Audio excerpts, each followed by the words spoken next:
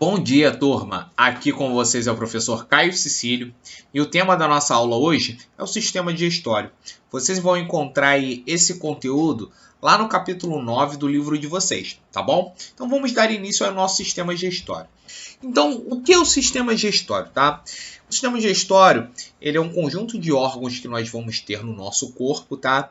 Que vai ter como função reduzir o tamanho dos nutrientes. Então, vamos pensar o seguinte: pô, nós já vimos, professor, que a gente tem nutrientes como os carboidratos, os lipídios, as proteínas. Então, o sistema digestório, ele faz o quê? Ele diminui esses nutrientes, esses lipídios, esses carboidratos, essas proteínas em tamanhos pequenos o suficientes para que o meu corpo consiga fazer a absorção desses nutrientes e utilizá-los.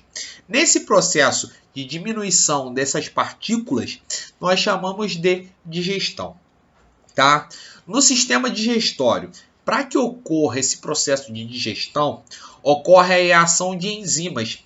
E essas enzimas, elas que serão as responsáveis por quebrar essas moléculas, esses nutrientes grandes, em nutrientes menores, ok?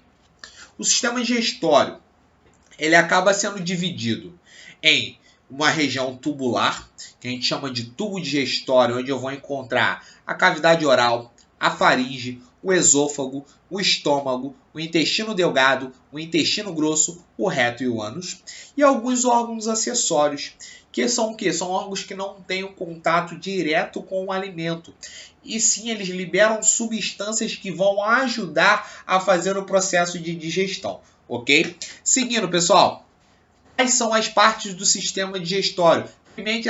Primeiramente, a parte do tubo digestório. Primeiro é a cavidade oral, tá? Cavidade oral é um compartimento oco, tá? Que se encontra no início do sistema digestório. Então, professor, por onde entra o alimento? Pela cavidade oral.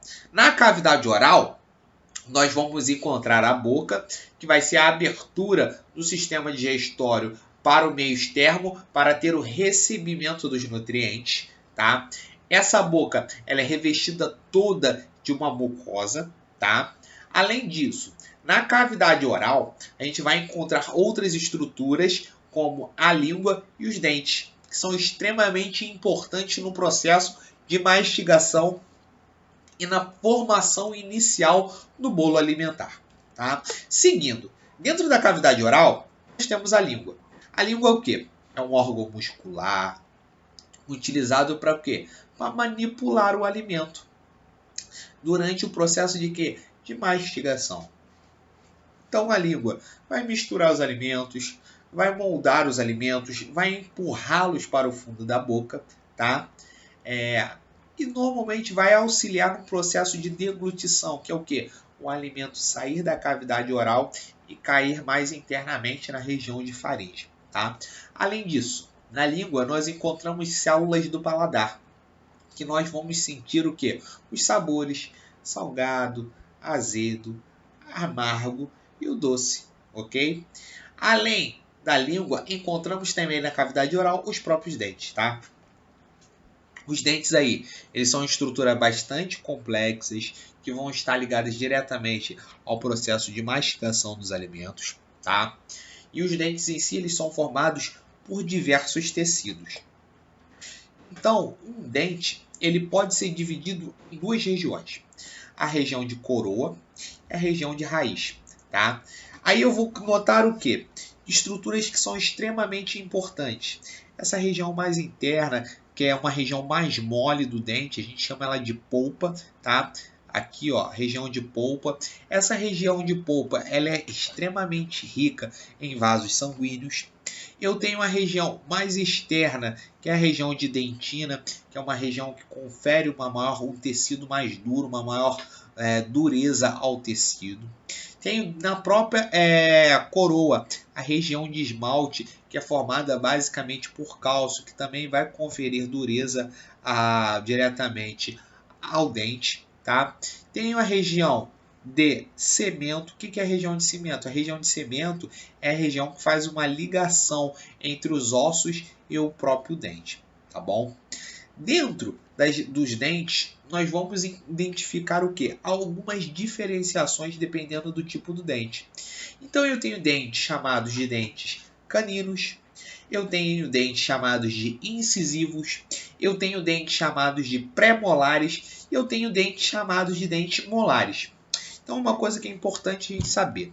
Um ser humano adulto, ele tem cerca de 32 dentes, sendo divididos em 16 na arcada da parte de cima do dente e 16 na parte de baixo, dos quais 4 serão incisivos, 2 eu tenho caninos, se eu estiver falando somente de uma arcada. Se eu estiver falando só daquela arcada de cima, eu vou encontrar 4 incisivos, vou encontrar 2 caninos, vou encontrar 4 pré-molares e vou encontrar 6 dentes molares. Ok, pessoal? Nos dentes é importante a gente frisar aí, 2 problemas que são muito comuns, tá? Que são as cáries. As cáries aí são normalmente bactérias que conseguem destruir a região de esmalte e chegar em regiões mais interiores do dente. E ainda o tártaro. O tártaro é a formação aí, normalmente de placas bacterianas amareladas sobre as regiões do dente. Seguindo, pessoal, eu tenho uma outra estrutura mais interna, que já não mais faz parte da cavidade oral, que é a faringe. Se vocês observarem aqui, ó, a faringe está aqui, ó, bem demonstrada nesse círculo, nesse oval aqui, ok? A faringe aí, ela tem cerca de 14 centímetros. Ela liga quem? A boca, tá? A uma estrutura mais abaixo, que é o esôfago, e liga também o que? A cavidade nasal, a região da laringe. Nessa região da laringe é extremamente importante, por quê? Porque vai ter uma estrutura chamada epiglote. Então a faringe, nesse caso aí, ela vai servir tanto para o sistema respiratório quanto para o sistema digestório.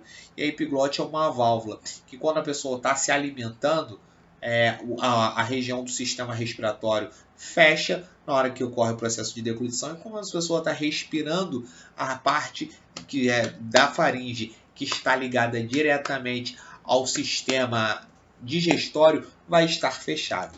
Seguindo aí, pessoal, nós temos a presença do esôfago.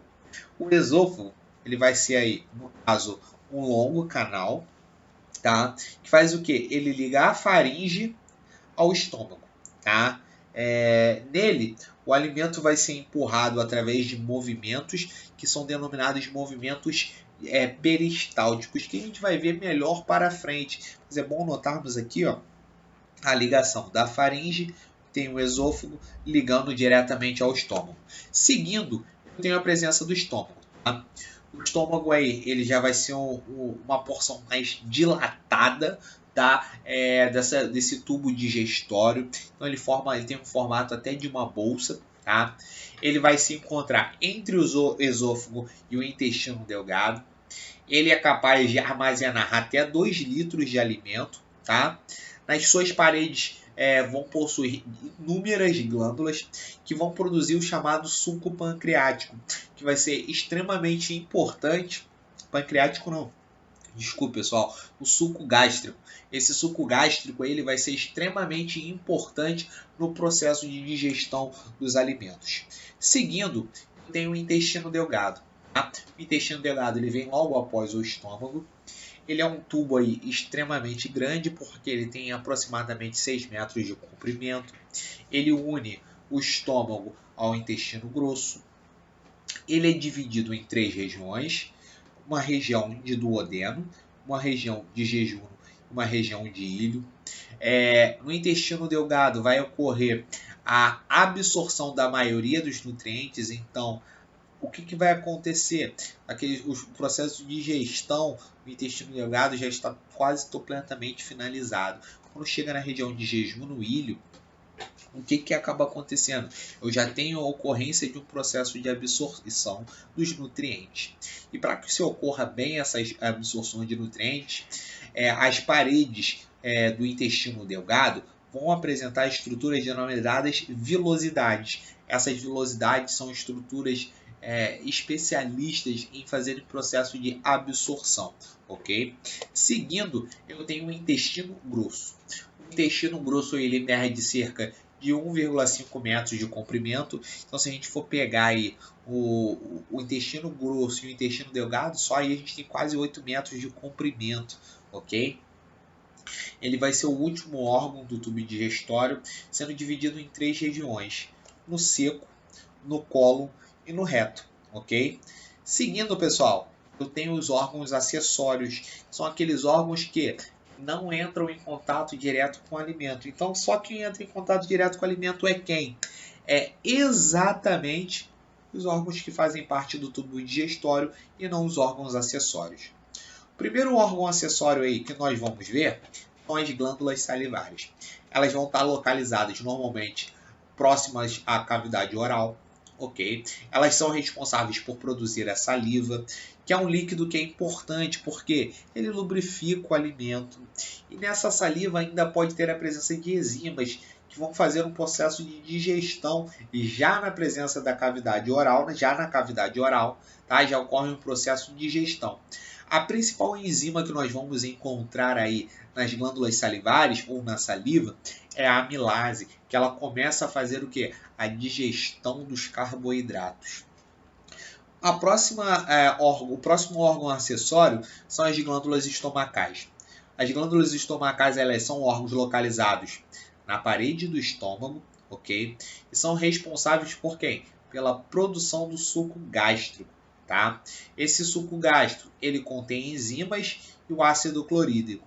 Por que o ácido clorídrico? Porque algumas enzimas elas somente são ativadas na presença de uma substância ácida, como por exemplo a pepsina. A pepsina ela auxilia na quebra de proteínas e ela só funciona na presença do ácido clorídrico. As glândulas intestinais, tá? Elas já são órgãos acessórios que estão localizados na parede do intestino delgado. E no intestino delgado também é produzido um líquido que vai ajudar no processo de digestão, que é o líquido denominado de suco entérico. Seguindo os órgãos acessórios, nós temos o pâncreas. O pâncreas ele vai produzir o suco pancreático, que vai auxiliar também no processo digestório, porém ele tem outras funções para o nosso corpo, como produzir hormônios como a insulina e o glucagon. E o fígado e a vesícula biliar são dois órgãos acessórios diferentes, porém eles agem em conjunto. O fígado ele produz uma substância denominada bile. A bile faz o que a gente chama de emulsificação de gorduras, então ela ajuda a reduzir o tamanho dos lipídios. Tá? Só que o fígado produz a substância, mas ele não guarda dentro do próprio fígado. Ele guarda onde? Ele guarda na vesícula biliar. Então a vesícula biliar, após o fígado produzir a bile, é responsável por armazenar essa bile. E aqui na imagem abaixo, a gente consegue ter uma visão mais ampla de todo o sistema digestório, com a presença da boca, língua, região do esôfago, fígado, vesícula biliar, o pâncreas, o estômago, o intestino grosso, o intestino delgado, o reto, o apêndice e o ânus, ok? Só que não acabamos por aqui, pessoal. Nós ainda temos as etapas da digestão. E a digestão ela pode ocorrer de duas formas. Ela pode ocorrer por uma digestão mecânica ou física, que no caso vai envolver ou a trituração ou o movimento do alimento no tubo digestório. E quais são as partes que vão ocorrer a digestão mecânica? Eu tenho a mastigação, que ela vai ser o ato realizado pelos dentes. Eu tenho a salivação, que é a produção da saliva pelas glândulas salivares. Eu tenho a deglutição, que ocorre com o auxílio da língua, que é o quê? Que após o processo de mastigação, a umidificação daquele alimento pela saliva, acaba ocorrendo que a língua ela precisa jogar esse bolo alimentar para dentro da faringe para continuar no tubo digestório. Então, o processo de deglutição é o que? A saída do alimento da cavidade oral para a faringe com a ajuda da língua. E tenho ainda o peristaltismo. O peristaltismo são movimentos de contração e relaxamento, tá? Do tubo digestório, que vai fazer com que o alimento ele se movimente por todo o tubo digestório. Além da digestão por peristaltismo, eu tenho a digestão química, tá? A digestão química ela vai se dar a ocorrência de reações químicas, tá? Que vão transformar esse alimento em outras substâncias. A primeira que nós temos é a quimificação, tá? A quimificação ela ocorre em qual momento da digestão? Ela vai ocorrer aí após o bolo alimentar sofrer ações, tá? De algumas enzimas presentes no estômago. Então passou algum tempo, o bolo alimentar chegou no estômago, aquele alimento chegou no estômago, está sofrendo a ação de algumas enzimas. Então, após passar um pouco tempo, eu tenho um processo de quimificação, na qual que esse bolo alimentar ele já não é chamado mais de bolo alimentar. Após a quimificação, ele é chamado de quimo, tá? E ainda tenho a quilificação. A quilificação aí no caso, pessoal, eu tenho esse quimo, tá? Que vai sair do estômago, vai cair no intestino delgado. Quando cai no intestino delgado, na primeira porção do intestino delgado, chamada de duodeno, tá? Ele vai sofrer ação da bile, do suco pancreático e do suco entérico. Quando ele sofre a ação dessas três substâncias, eu já não tenho mais aí a formação do quimo, eu tenho a formação do quilo, ok? Então, após a ação dessas três substâncias no quimo, eu gero uma nova substância que vai ser o quilo. Após isso, a gente já tem aí um processo de absorção nas duas porções finais do intestino delgado, que é o jejunum e o ilho, beleza? E o que não for absorvido vai fazer parte do processo de evacuação. Então, o que sair do intestino delgado e for para o intestino grosso, vai ocorrer o seguinte: a porção inicial do intestino grosso ocorre a absorção da água e sais minerais que não foram absorvidos lá no intestino delgado. Então, tudo aquilo que sobrar, que não for absorvido, vai para o processo de evacuação, que é a liberação, tá, para o meio exterior através da abertura do ânus, pessoal. Turma, ficamos por aqui. Até a nossa próxima aula. Tchau, tchau para todos vocês.